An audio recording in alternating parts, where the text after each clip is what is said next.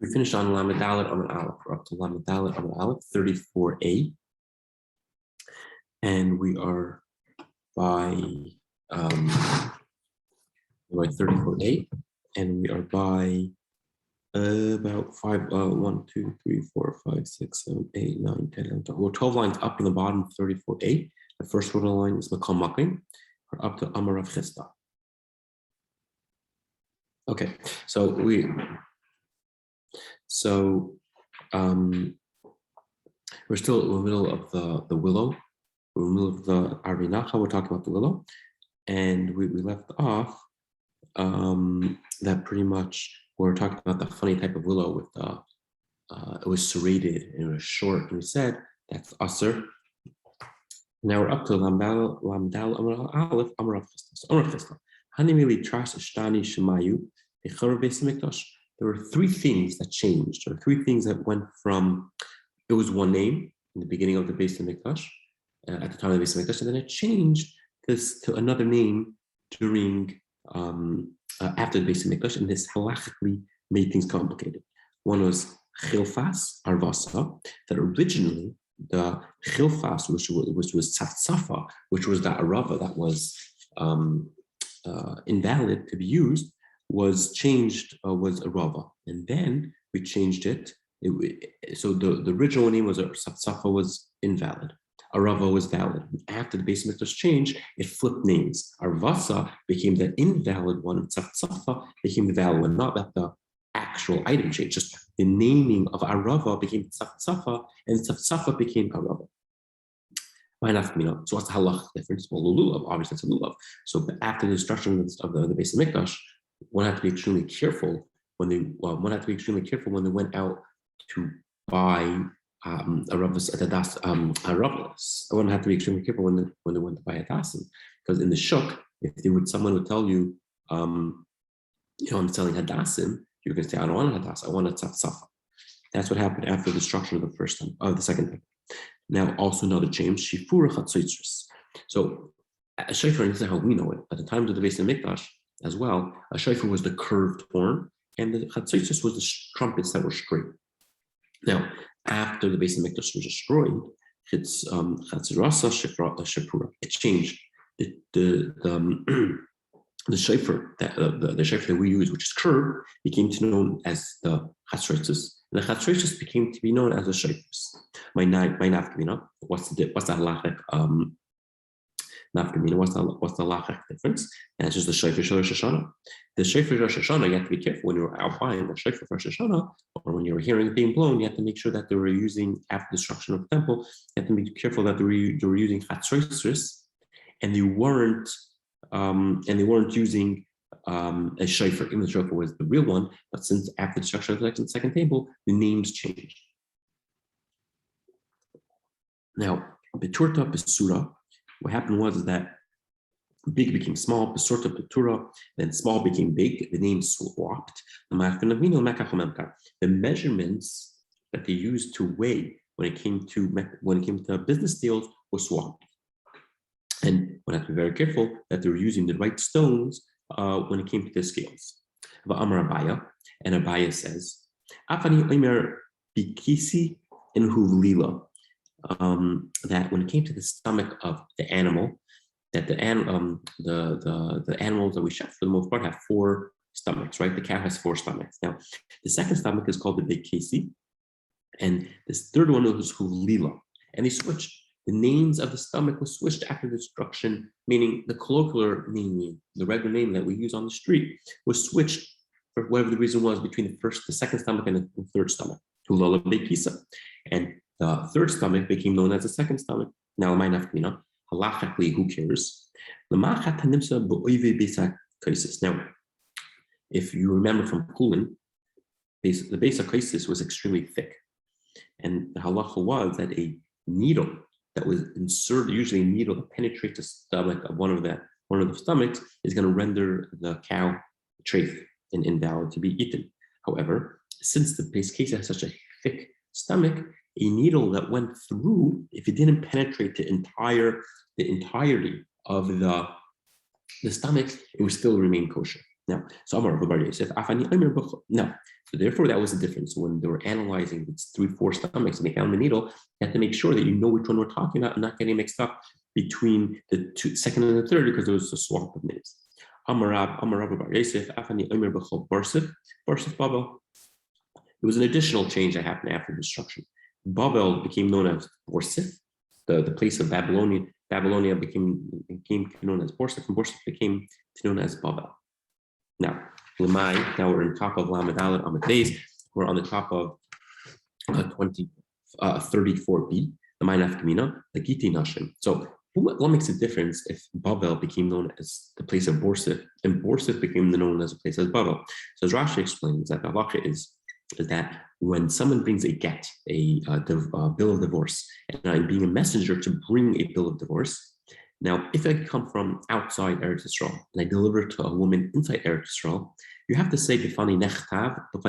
In front of me it was written, and in front of me it was signed. However, a get which traveled within Eretz Yisrael itself, within the lands of Israel itself, does not need to have the witness's state in front of me it was written, in front of me it was signed.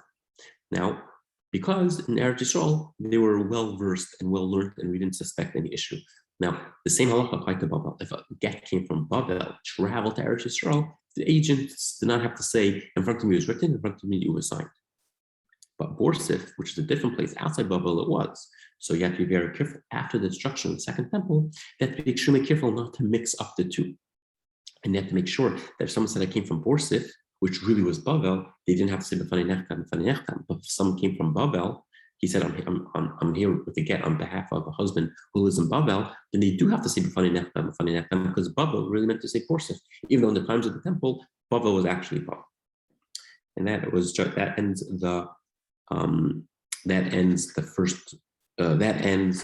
Arava, the Mishnayos and the Arava. Okay, we're on the Mishnah on the top of Lamed Aleph Amud Beis. Rabbi Shmuel says, Shleisha Hadasim, 3 Hadasim, Vishtei Aravos, and 2 Aravos. So we're going to the halachos of exactly what we need to tie up and use. So Rabbi Shmuel, Shleisha Hadasim, 3 Hadasim. So we take 3. You have to take 3 Hadasim. Vishtei Aravos, and you have to take 2 willow branches. Lulav Echad. You have to take 1 lulav. Esrog Echad. 1 esrog.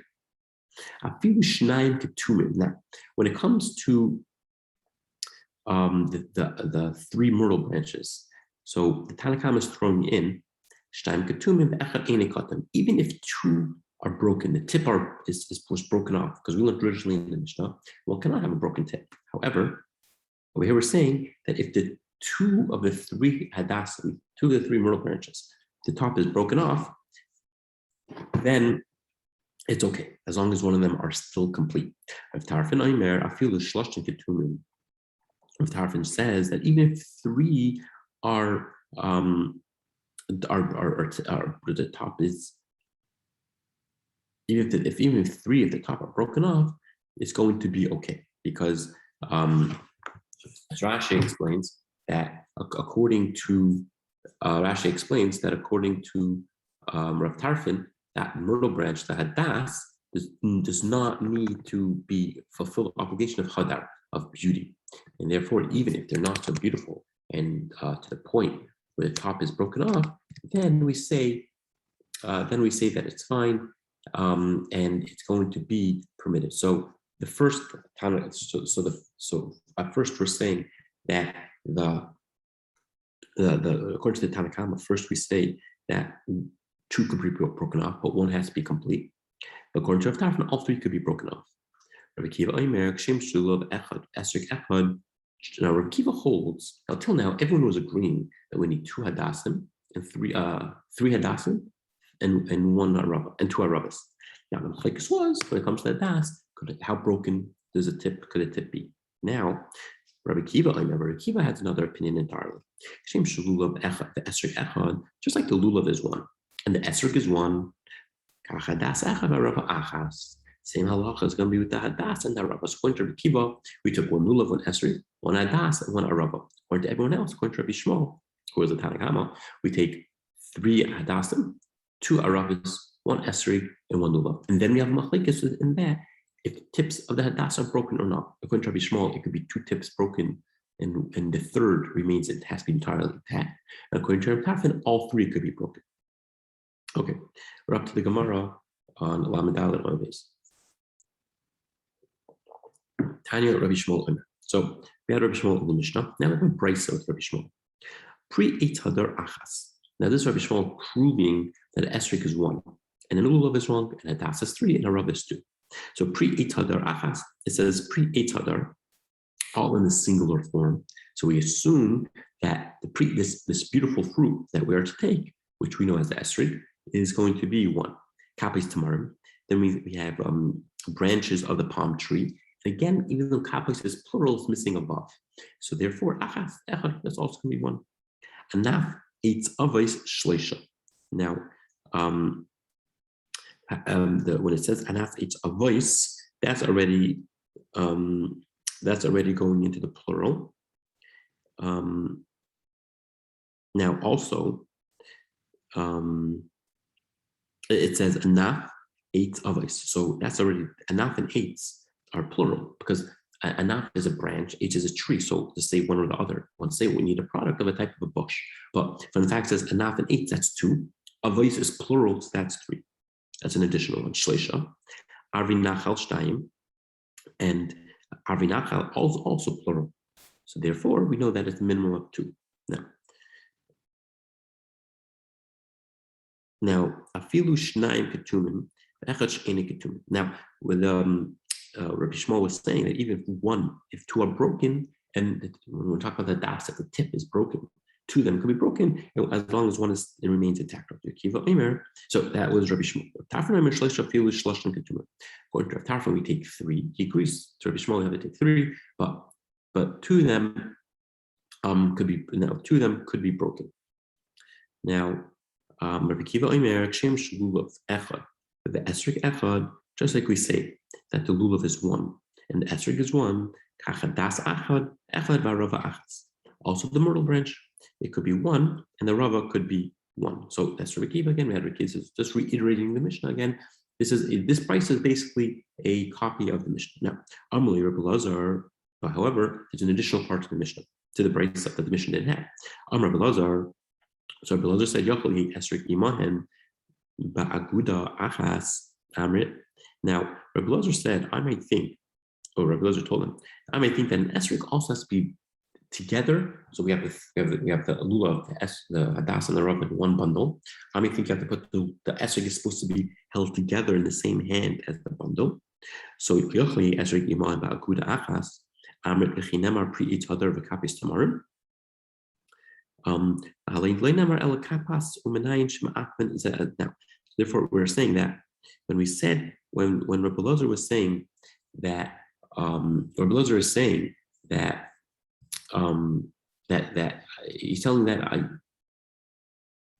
I might think Rabbi Lazar was saying that I might think that the esrog has to be bound together. Therefore, the Torah says pre-Eitz Hadar v'kapis tamar. The pasuk says no, so pre-Eitz Hadar, the beautiful fruit, and v'kapis tamar. There's a vav by the hold on. So esrog iman ba'aguda achas amar b'chinamar pre-Eitz Hadar v'kapis tamar. It doesn't say pre-Eitz Hadar v'kapis tamar. It doesn't say pre-Eitz Hadar and with vik and. So pre-Eitz Hadar is the esrog, and then the Torah goes on to say it doesn't say v'kapis tamar and you should take a branch of the palm tree. Rather, it says kapis tamar. It says take an esrog, take the lulav, and then after the lulav, so therefore, that teaches us that there was no end connecting between the esrog and the lulav. So we understand it teaches us that there are two separate points, two separate smiths. So we're in the middle of Lamed Dalet on the days of 34b. Now, okay, so that teaches us that there's no vav connecting the two. Right now, Shema Achman says that. How do we know if I have an esrog? If I don't have an esrog, I am not mekayim the mitzvah. Since it's said separately, maybe it's 2 separate mitzvahs. Maybe one's the esrog. There's a mitzvah to take the esrog and a mitzvah to take the lulav. But if I don't have one or the other, it's not gonna stop me from fulfilling the obligation of whatever the other one that I have, right? So the answer is that you should take. Now, is going to teach us that you should take for yourself. You should take for yourself means you should take for yourself a full. You should take for yourself. It's play on the word. You should take tam, a complete tama. You should have a full, complete taking. So therefore, we understand that you should take all of it, and you have to take all of it. And if you're missing one, you have not fulfilled the obligation. Rabbi Shmuel said you could have two broken ones, and you could have one, as long as the hadas is one broken, two could be broken as long as one is complete. Now, I understand. What's this 2 and 1? If two are broken, if you need complete, then if you don't need complete, so two could be broken. So that means they could be broken. So just do it. Say all could be broken. All three could be broken. I feel chanami. So again, if they have to be complete, so let them all three be complete. If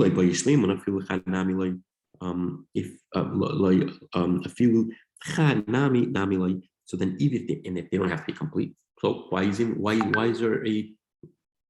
there a request? Why is there a need for one to be complete? So Amar, so we say, so Amar Yura was the name of the Tana. So Yura said, Amarab Ami Chazar Boy Rabbi Shmuel. Rabbi Shmuel changed his mind. So, and according to Rabbi Shmuel, he changed his mind. Yeah. So according to Rabbi Shmuel, he changed his mind. It was a good question because what's with 2 and 1? Either if two are broken, then all three could be broken. If one needs to be complete, let all three be complete. So at the end of the day, it says Rabbi Shmuel changed his mind, and you just need one hadas. Like Rabbi Kiva, if you remember Rabbi Kiva in the Mishnah, Rabbi Kiva in the Brisa, he said that the hadas only needs to be one. That there only one hadas is required. So Rabbi Shmuel ended up changing his mind and saying you only need one hadas. But that one hadas, as Rashi explains, needs to be complete. So Rabbi Shmuel ends up saying you do need a complete set of hadasim, and it can't be the top can't be like sort of broken, but it has to be one, and it has to be complete. Now, Rabbi Yehuda Amar Shmuel, halach Reb Tarfon. Now, the problem is we have a statement in the name of Rabbi Yehuda, the name of Shmuel, that the halach is Reb Tarfon. But also Shmuel and Shmuel goes according to his reasoning. Now, Reb Tarfon said 2 and 1. Reb Tarfon said all three could be broken. Now, Shmuel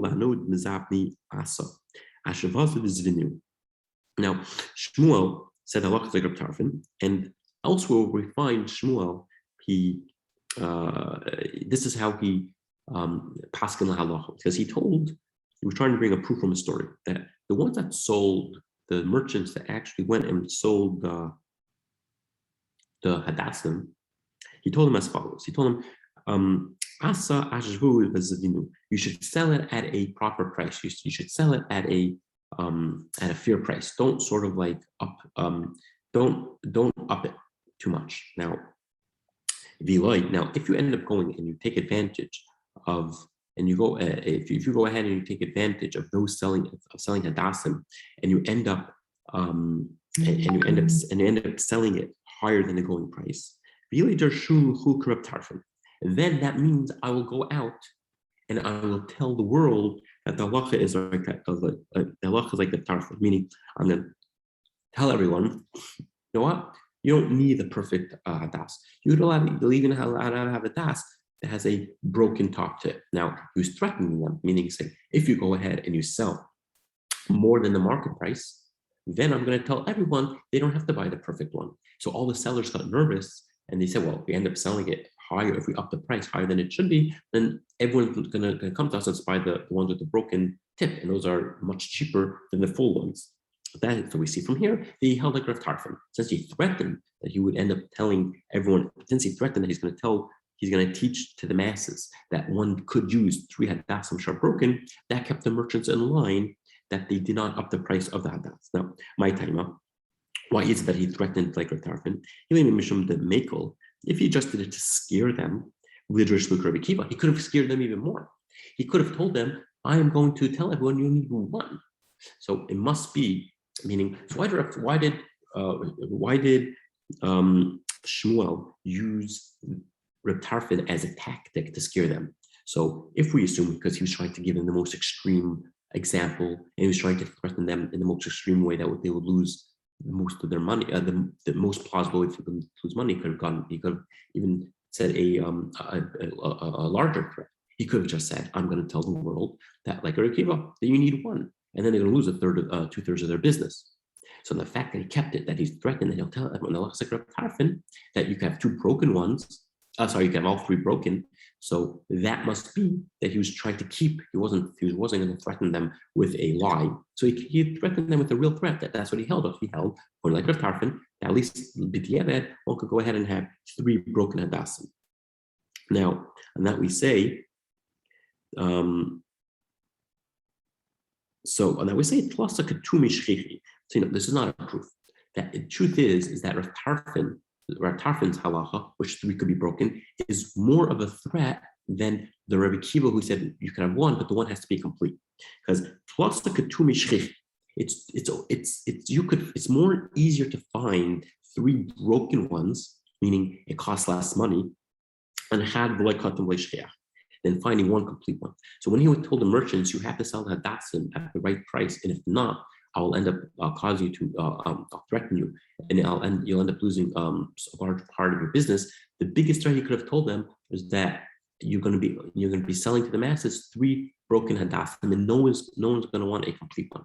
To the point where it's so hard to find a complete set. If it would have been easier to threaten them. It would have been less of a threat to tell them that I'll tell the masses I'll Rabbi Akiva, and you only need one complete one, because it's hard to find one complete, meaning one complete one is more expensive than three broken ones. So he's threatening them on the three broken ones because that's the cheapest option.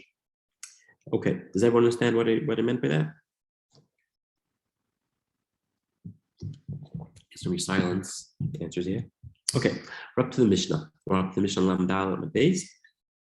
And now we're up to, finally we got up to the esrog. The Mishnah is on the Mishnah Gemara that deals with the esrog. Says the Mishnah. Esrog hagoyzel, a stolen esrog, the hayavish, and dried out, pasul, is invalid. Now, shalashiro,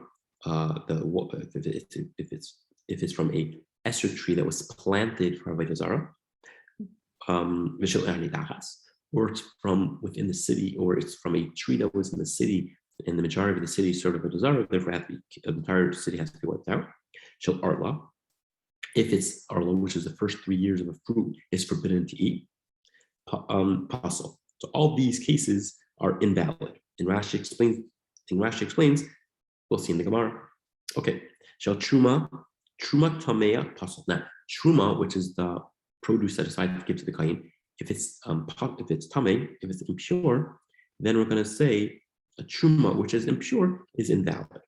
Meaning, if I have an esrog that was set aside for the kohen and then it became impure, it's going to be invalid. Shall truma tahira lo yito. No, but if it's truma, which is still it was set aside for the kohen, but it's still pure, meaning the kohen could eat it, and that we say if you shouldn't take it, but if you take it, it's going to be kosher. And Rashi says it. We'll see in the Gemara. Shall demai. Now demai is this. Demai is the produce of an amaret, someone who doesn't really know what to do and doesn't know how to follow halacha. So we assume that perhaps he didn't take off the proper the proper truma and the proper meitzur and the price and meitzur sheni and so on and so forth. So we have to take it off on the side of caution. Beishamai said of the esrog that was not, which it's questionable whether they took off the proper truma that we say is invalid. Basil not sharing. Basil says that it's kosher. Shel meitzur sheni. Now of meitzur sheni, truma of meitzur sheni. Meitzur sheni was a produce that had to be eaten in Yerushalayim, or you would sell it and place the whole and transfer it to a coin and take the coin to Yerushalayim. Now, Yerushalayim la yitovim not al kosher. Now, a esrog of meitzur sheni. I mean, if you have an esrog and it's set aside as Ma'aser Sheni, you can't use it outside Yerushalayim. If you are in Yerushalayim, you shouldn't use it. But if you do use it, it's kosher because at this point, it's permitted to eat. Now, we're going to see later on that an esrog has to be kosher, it has to be able to eat, and it has to be worthy to be eaten. Now, when you're in Yerushalayim, you are allowed to eat it technically. So therefore, we say that you shouldn't take it. But if you take it, it's okay, and you could use it as your four species. Also, chazisa al rubai, they have their boils, and there's these bumpy spots. We have to say exactly what they are. But if it's over the majority of the esrog, then it's or nafa pitim or the pitim, the top that the opposite where it grows from falls off, or nikla, or a bit of the esrog got peeled off, nistak, or it's split, nikav, if there's a hole in the esrog, v'chasar, or it's missing anything, kol shehu, it's missing the slightest amount, also. In all these cases, meaning if there's boils, or if the pitum fell off, or if it's peeled, split, if there's a hole or any part is missing, all these cases it's going to be invalid. Now, also chazisas al mi'utai. Now, let's say you have the boils on it's less than 50%.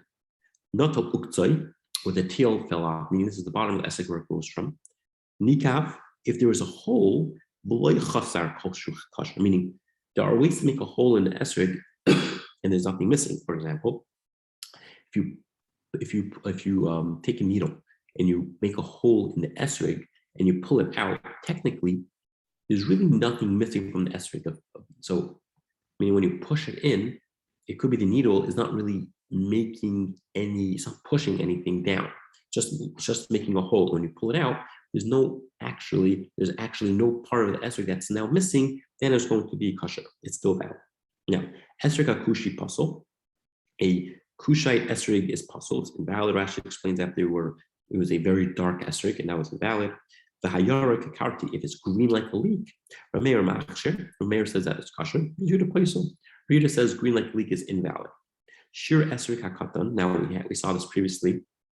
But what is the size of an esrog? So the smallest size it could be.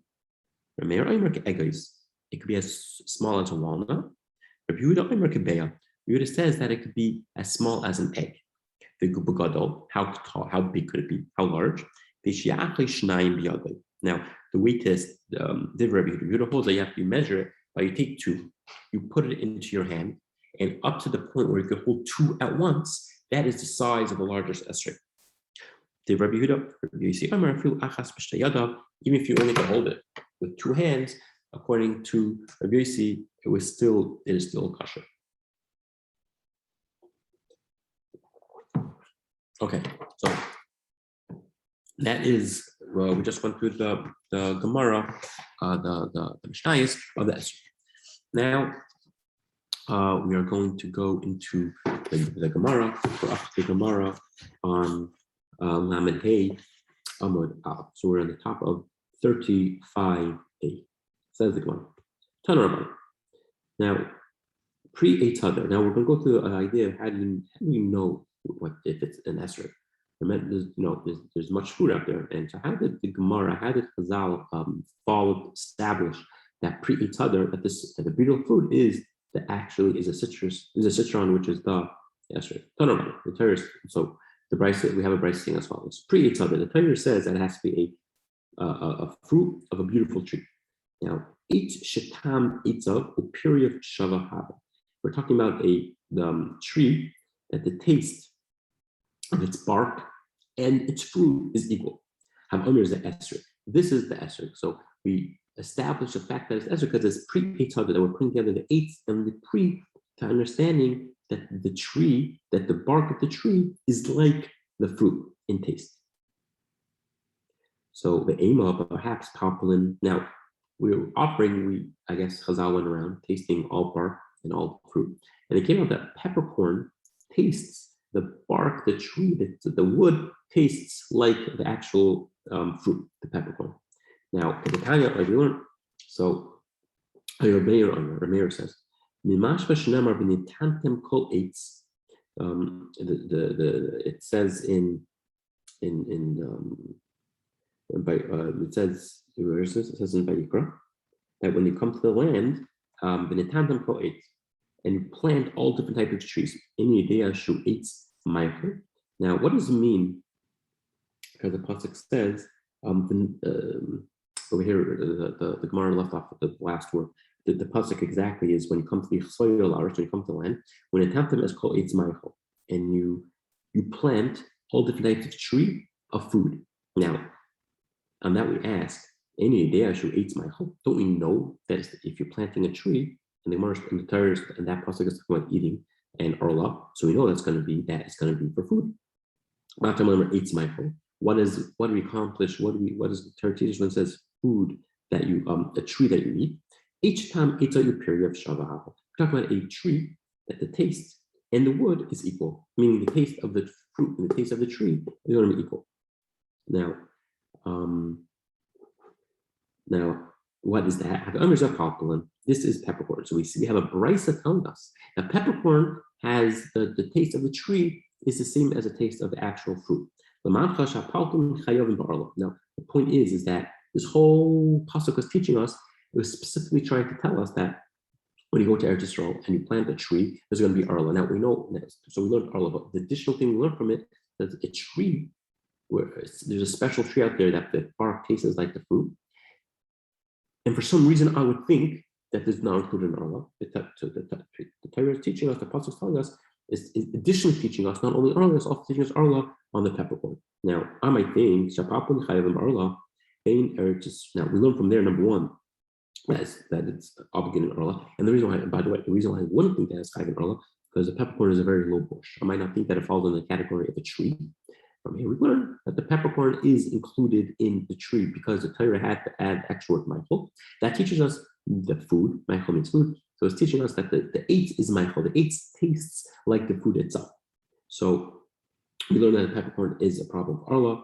And two, and also Eretz Yisrael doesn't lack anything. Nothing is lacking, even has a peppercorn. But the point is that maybe the peppercorn is a eitada. Perhaps we're supposed to not take the esrog. Perhaps we're supposed to take the peppercorn because it gave the whole proof that we know that's esrog because pre-eitada, the fruit, eitada and the tree, which is beautiful, meaning the tree and the fruit are equal in taste, but the peppercorn is also equal in taste. That's our question.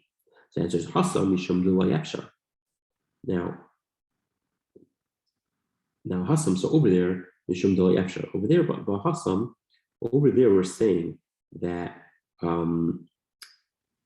it's because it's not possible. Now, how is it possible that you can take one kernel? My peppercorns are very small. Think of a pepper grinder. Those are extremely small units. So what are you going to do? You're going to take, you have your, it's impossible. You're going to have your lulav in your esrog, and you're going to lulav your esrog in the das on one hand. You have your peppercorn on the other hand. It's not very practical. It's almost impossible. So number one, you're not going to take one peppercorn. No one's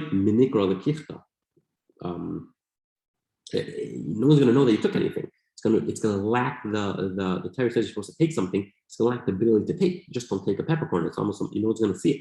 Then you could tray a tlosa. So take a few of them. Pre echad amarachman v'leishnai. The Torah says pre in the singular. So you have to take one. So if you take one peppercorn, you're going to be lacking the you're not going to fulfill the Torah that says the kicha you should take. It's not going to be recognizable that you took. Now, so therefore the peppercorn is out, and we're left with the esrog, and that's how we know the esrog is a fruit, which the Torah was referring to by pre-eitzah, because the fruit and the eitz and the tree, which is beautiful. So we see they're together, the beautiful tree, and meaning that the fruit and the food and the eitz and the wood and the bark are the same taste, and we're only left with the esrog. Now, Rebbe says, Al Tikri Hadar. So the Torah says pre-eitz Hadar, which we take for known. that it means to be beautiful. And so we see from here that that's the first look. That there's the first thing. We're using the word hadar to teach you that's going on the pre and the h, and both have the same place. But Rabbi Omer articulate hadar ela hadir. Don't read it hadar as beautiful. Read it hadir as a corral or a barn, something that contains animals. Just like a pen that keeps in domestic animals. There's large animals and there's small animals. Timimim, just animals which are complete. And there's animals which have some type of deficit, some type of injury to it. Hachanami here too by the Esrog tree. So we're comparing, because the Torah says hadir, not hadar. We're going to have a play on the word and say hadir, which means a pen, and we're comparing the Esrog tree to a pen. Hachanami here too by the Esrog tree. Yesh by gedolim, there are some which are large, there's some which are small. Timimim, there's some which are complete. And there are some which are lacking. So this is going on the Esrog. Now, on that we ask, Atu Shar Parish like time to me about woman. I understand. Go look at an apple tree. On an apple tree, you're gonna have big apples, you're gonna have small apples, you're gonna have complete apples, you're gonna have apples that have something wrong with it. So that is your big proof for an Esrog. That's not gonna fly. So Ella Hachi comment. Rather, this is what Rabbi meant to say. It's like a pen in the fact that, like, just like a pen within animals, right? You have adult domestic, you have adult domestic animals, and you have babies that grow up to live in the same pen as the adults were when they were born. I mean, they overlap with each other. The same thing with this is that type of tree. The Esrog tree is a tree where the old fruit overlap with the new fruit. Now, most fruit, over the winter, at some point they'll shed all the fruit and then restart from scratch. The Esrog, as we learned yesterday, is a unique tree that if you don't pick it, it'll continue growing and growing for into the new season. And then on the same tree, you have new budding esrogim, and you have old esrogim from the previous season.